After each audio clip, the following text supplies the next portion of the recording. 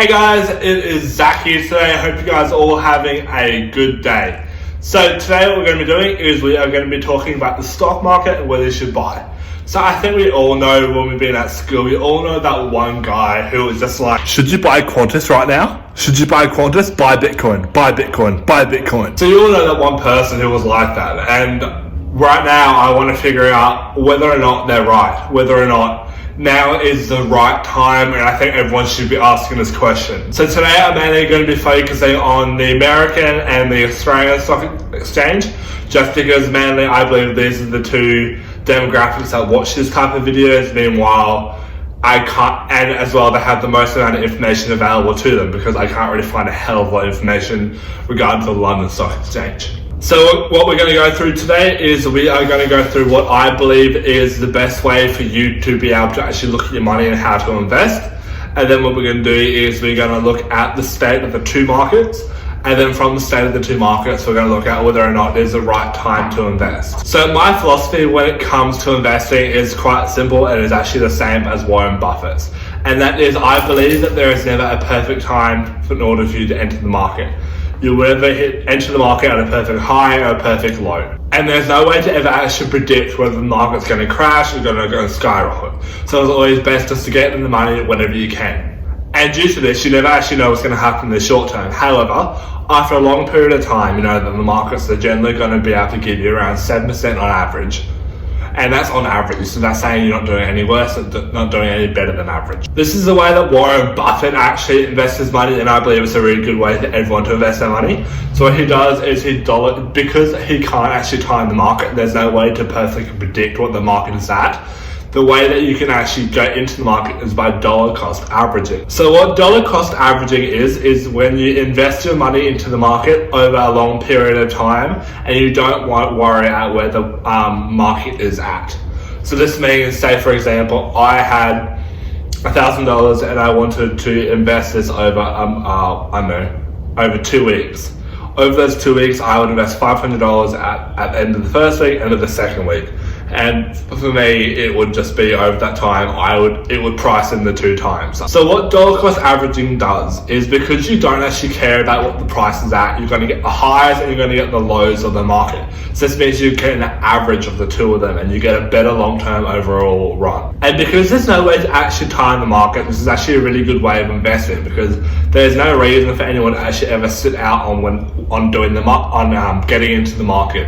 I believe this is a really important thing for anyone, especially anyone who's young to any certain degree, because there's always investment opportunities out there. Especially if you're young, you have something called compound interest on your side.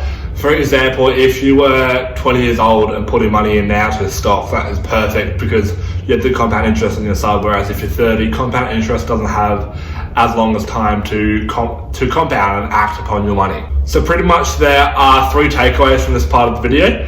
The first is, don't wait for you to start investing, just do it. It doesn't matter where the market is at, just invest. The second is buy and hold shares consistently over a long period of time. And the third is start investing when you're young in order to get that compound interest, which is technically free money. Genuinely, I believe that if anyone was to follow these rules over a long period of time, I genuinely believe that they would be able to become a millionaire after about 20 years or so, just following these really simple tools. Like, you don't need to earn a heap of income in order to do this. Like, if you just get a 7% return on average, not accounting for inflation, after a while it's just going to build up and build up, and it's going to create a long-term investment and a really good portfolio for you for when you retire. So before we actually start answering the question of when is the right time to buy and whatnot is happening right now in the market, I really want to emphasize that I truly believe that there is never a perfect time to actually get into the market. However, there are times which are more advantageous than compared to others. So instead of asking whether or not I believe right now is the best time to buy, I really want to see whether or not it is more advantageous in comparison to other times to buy. So really, in order to answer this question, you really have to look at the two markets which are going on. So the Australian and the American market, because they're both in different positions financially because of the Fed and the Reserve Bank. So in order to do this, you need to look at what's happened in the past and what's happening now. So both before, in America and Australia, before the virus hit, we were both at all-time highs in both really good bull markets. No, I think for both of them it had been amazing, and ever since the GFC, we had in the last 10 years ago, we had seen monumental highs and had been the biggest bull market in history. So what happens when the virus hit in Australia and America and all around the world, it had a massive impact on all their industries because there's impacts in trading, not people allowed to go out and not allowed to spend money on things, people don't have the disposable income in order to spend money on things. And this has caused a massive drop in the stock prices of most companies around the world. So this is what has caused it that everyone wanted to ask whether or not right now is the best time to buy. However, this is a rather complex question, and it actually depends on your circumstances, how you want to invest, what you want to invest in. For example, some companies and some industries are doing quite well right now.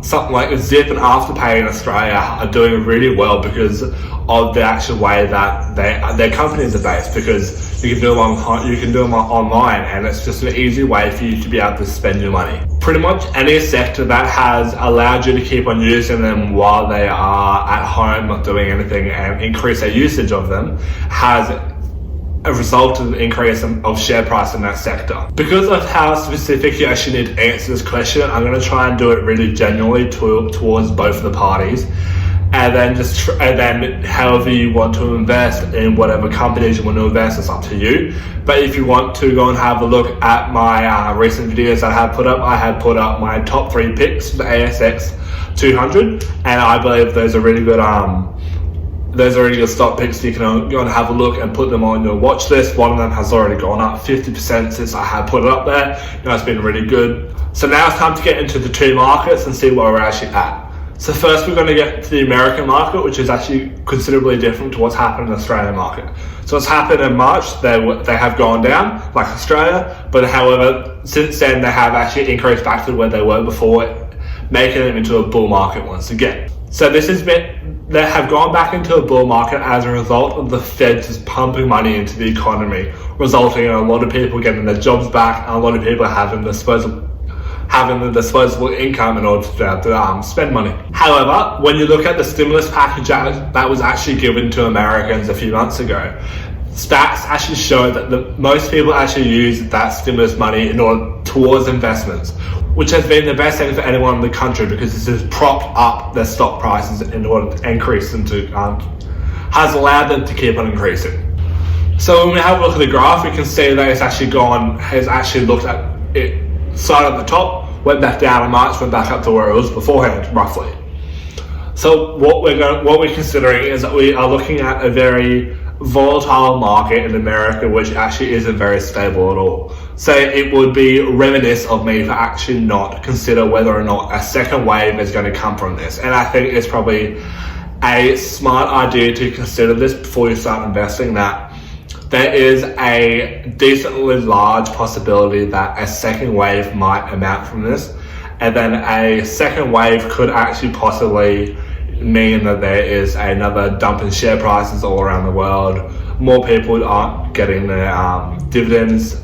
There's a lot of stuff that could happen around the world that hasn't happened just yet. So because of how volatile the actual American market is, I would recommend that you don't put your money all in at once. So what you do is you do this over a longer period of time than you usually would.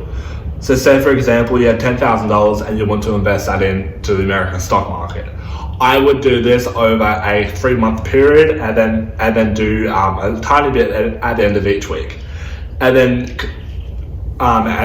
given where the market is at the end of the point, you would put more money in or less money in. So for example, if the market kept going up and up and up and it did look like it was going to start going down, I'd put more money in at the start and then put less money in the end, because you have less money in a higher stock prices, meaning that your dollar cost average be a lower price, which is better for you. However, if the opposite is true, where the market looks like it's going to keep on going down and a second wave is going to occur from this, then it would be smart for you to actually put less money in at the start and more money in at the end. This will mean that your dollar cost average is getting lower, allowing you to get a better return on your stock. Also, just before we go into the Australian market, I want to make it clear that when you're investing, don't keep on looking at your money every single day, Because what this is going to do is it's going to create a really bad mindset for you when you're looking at your money and you're going to see that you've lost money or gained money, and it's going to make you want to buy or sell even more. And this is a kind of not a great thing, especially if you're looking to invest long term and looking to invest for the future. So when you're looking at Australia, we're actually in quite a different situation in comparison to America and the rest of the world. So what's happened in America, they've gone down, but then they've gone back up to where they were beforehand. Australia hasn't seen quite a strong rebound because a lot of our most of the people who have gotten any stimulus check or anything like that have used it to pay their bills, etc. They haven't actually used it to reinvest back into the economy. However, saying that, our actual economy has started to rise again, and as a result of the stock prices have gone up.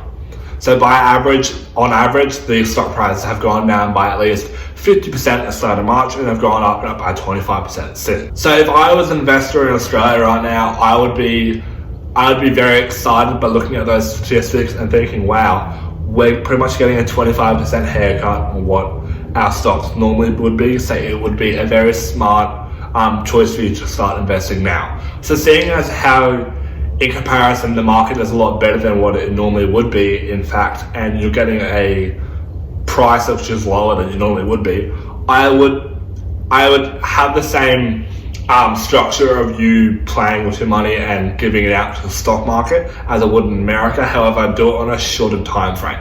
So for example, if you had that $10,000 in 3 months in America, I would do that $10,000 over a 4-week period in Australia, because you're getting over this time there is a shorter amount of the market is at a lower position, allowing you to put more money in at a lower position, giving you a lower dollar cost average, meaning that you can have a higher amount of return longer on. If you're really struggling for any stock picks or whatnot in Australia or America, I have my research guide up actually on my YouTube channel as well. I will link that down below. And I also have my top 3 stock picks from ASX 200 down below. And I really hope that both of those things will help you and have a look and will really, just help you get on your way. One of them, which is the Credit Corp Corporation, I find that is amazing, and I would recommend that to anyone right now who is buying. Just give them a quick overview. They are a corporation which buys and sells credit from lenders. So what they do is, this means that they're going to be hit really hard in times of recession, and they're going to be doing really well in times of a boom. So this means that right now they're actually really cheap. They're really cheap to buy. So for example, I bought them at $12, something like that, around that, and then it went up to $20 about a week ago, and then I'm back down to about $15, $14 now. So it's actually a really good time to buy. I would recommend them to anyone out there, but once again, please remember this is my own opinion. This isn't any professional advice, and this video is mainly for entertainment purposes only. But yeah guys, that is all for today. I hope you're really having a good day, and you guys all have good luck with your stocks. If you want to day trade, I've also got a video up about day trading up there, and I really think that would help anyone who wants to look at it and wants to think about day trading as a thing that they want to do. But you guys, that's all for me today. I hope you guys have a good day, and I'll see you next time.